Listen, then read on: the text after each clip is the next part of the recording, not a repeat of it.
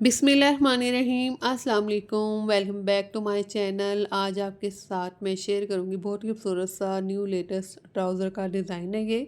तो सबसे पहले मैंने फैब्रिक लिया, इसकी जो वीट है वो 4 इंच है और ये ट्राउज़र में से बचा हुआ फैब्रिक लिया है, ठीक है। और इसकी जो लेंथ है इस फैब्रिक की वो मैंने ट्राउज़र के पांचे से 5 to 4 इंच एक्स्ट्रा ली है, ठीक है। आप अब 3 इंच भी एक्स्ट्रा ले सकते हैं अगर आपके पास फैब्रिक कम हो।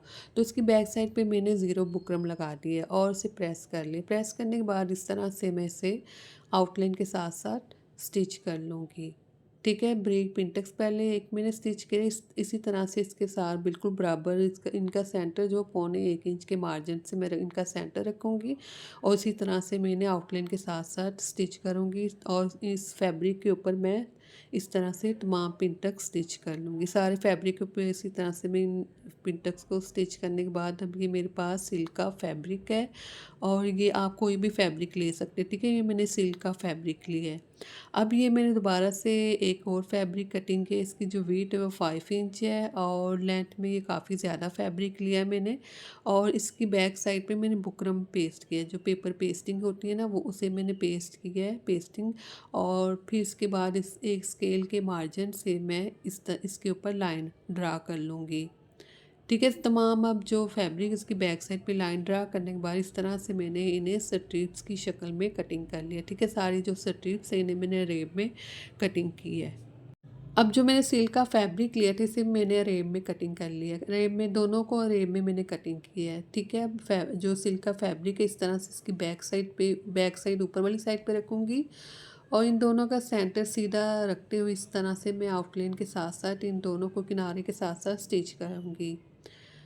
तो इस तरह से मैंने स्टिच कर लिया। फिर इसमें इस फैब्रिक को स्टिच करने के बाद इस बैक साइड पे टर्न करूँगी और जब तक मैं टर्न करके इसे पाइपिंग की तरह स्टिच करूँ आउटलाइन के साथ साथ, अगर आप नए तो मेरे चैनल को प्लीज़ ज़रूर सब्सक्राइब कीजिएगा, वीडियो को भी ज़रूर लाइक और शेयर कीजिएगा, कमेंट्स में भी अपनी अच्छी सी राय ज़रूर दीजिएगा। और इस तरह से मैंने स्टिच करने के बाद जो बाकी फैब्रिक है स्ट्रिप्स का किनारे वाली साइड पे जो नज़र आ रहा है इसे मैं इसके अंदर इस तरह से रखते हुए फोल्ड कर लूँगी, ठीक है। नेल की मदद से मैंने इसे फ़ोल्ड कर लिया, आप चाहे तो इसे प्रेस भी कर सकते हैं। तो इस तरह से फ़ोल्ड करने के बाद इस फैब्रिक को इसके अंदर पाइपिंग के सेंटर में रखते हुए इसी तरह से मैं इसे स्टिच करूँगी। पाइपिंग की आउटलाइन के साथ साथ ही मैं इसे स्टिच करूँगी। इस तरह से मैंने अब इसे स्टिच कर लिया है। स्टिच करने के बाद इसकी जो लेंथ है वो मैंने 5 इंच रखी है, ठीक है। और पानी से स्प्रे करूँगी। पानी से स्प्रे करने के बाद अब मैं इसे, ठीक है, इसे मैं राउंड शेप में इस तरह से टर्न करूँगी, ठीक है। इस तरह से मैं इसे राउंड शेप में इसे टर्न कर लूँगी। राउंड शेप में टर्न करने के बाद इस तरह से इसे टर्न करने के बाद पानी से स्प्रे तो मैंने कर दिया था, अब इसे मैं प्रेस करूँगी इसी शेप में। तो इस तरह से मैंने इन सबको इस्त्री की मदद से मैंने इन्हें प्रेस कर लिया और ये याद रखिएगा कि इसे यू शेप में इस तरह से यू शेप में इसे प्रेस करना है, ठीक है। बिल्कुल राउंड नहीं देना, यू शेप देनी है इसे।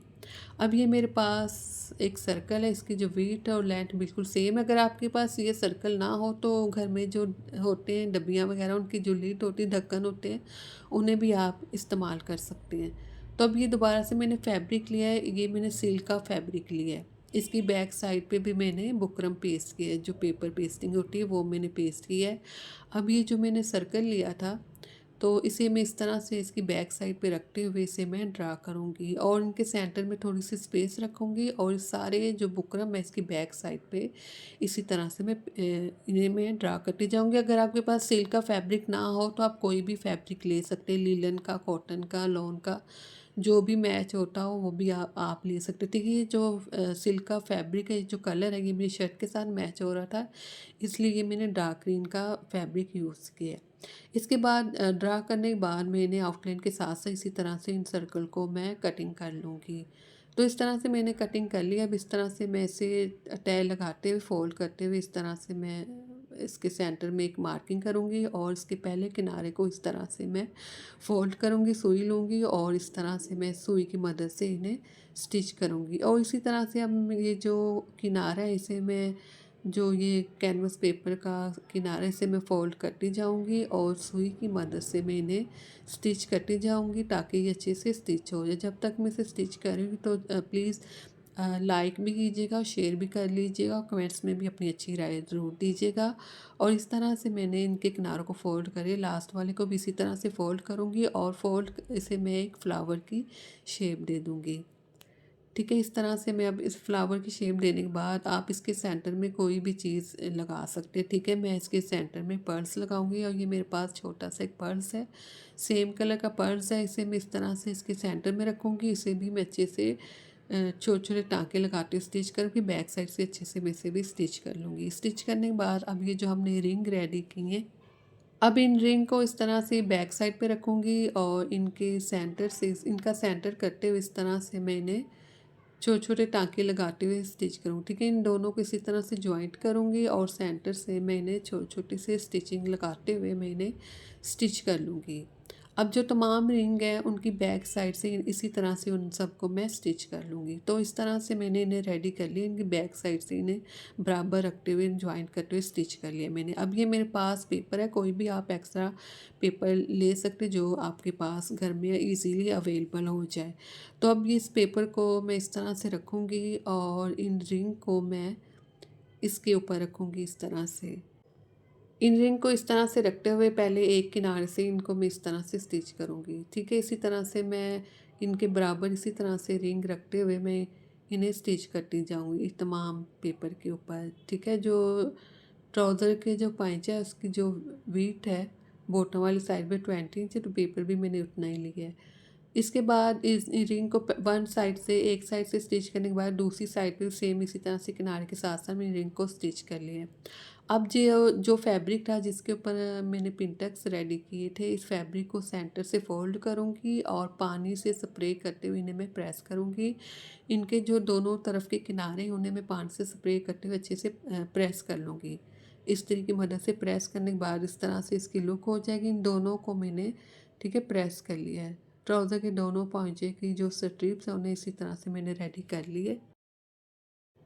अब जो रिंग रेडी किए थे इनके किनारे वाली साइड पे इसकी एक तरफ इस तरह से ये जो मैंने स्ट्रिप्स रेडी की है, ठीक है, इनके सेंटर में इस तरह से मैं रिंग को रखते हुए ठीक है रखते हुए इसी तरह से मैं इन्हें स्टिच करूँगी। बिल्कुल आउटलाइन के साथ साथ स्टिच करूँगी मैं ये पिंटरेस्ट वाले फैब्रिक को। अब इस तरह से इन्हें मैंने स्टिच कर लिया। स्टिच करने के बाद अब ये मेरे पास ट्राउज़र है और ट्राउज़र के पहुँचे की जो बॉटम वाली साइड पे जो वीथ है वो ऑलमोस्ट 20 इंच रखी है मैंने। सिंगल 10 इंच है और फोल्ड करने के बाद 10 इंच है, सिंगल सॉरी 20 इंच है। और इस तरह से मैं इस फैब्रिक को खोलूँगी, ट्राउज़र के पहुँचे को इस तरह से मैं इस रिंग को रखूँगी। एक किनारे पे मैंने स्ट्रिप्स को स्टिच किया था, दूसरी किनार जो दूसरा किनारा है इस रिंग का पेपर का उसे मैं ट्राउज़र के साथ स्टिच करूँगी। और ये मैंने एक्स्ट्रा फैब्रिक लिए है। ये एक्स्ट्रा फैब्रिक इसलिए लिए ताकि जो धागे वो ना निकले और अच्छे से मजबूती से ये स्टिच हो जाए।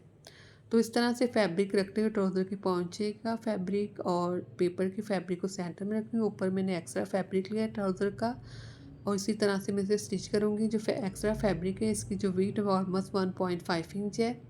और इस फैब्रिक को इस तरह से इसकी बैक साइड पे फोल्ड करने से मैं तरपाई करूँगी, हेमिंग कर लूँगी और इस पेपर को मैं रिमूव करूँगी।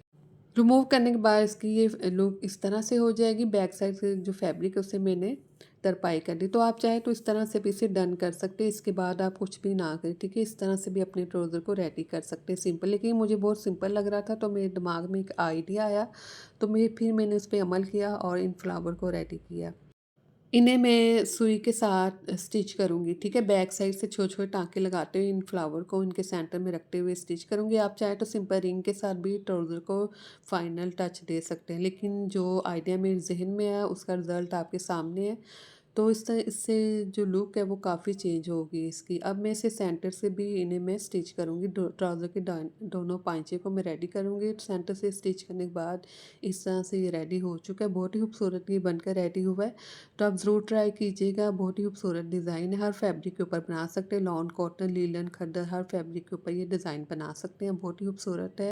जहाँ भी अपना ख्याल रखें, दुआ में याद रखें। अल्लाह हाफिज़।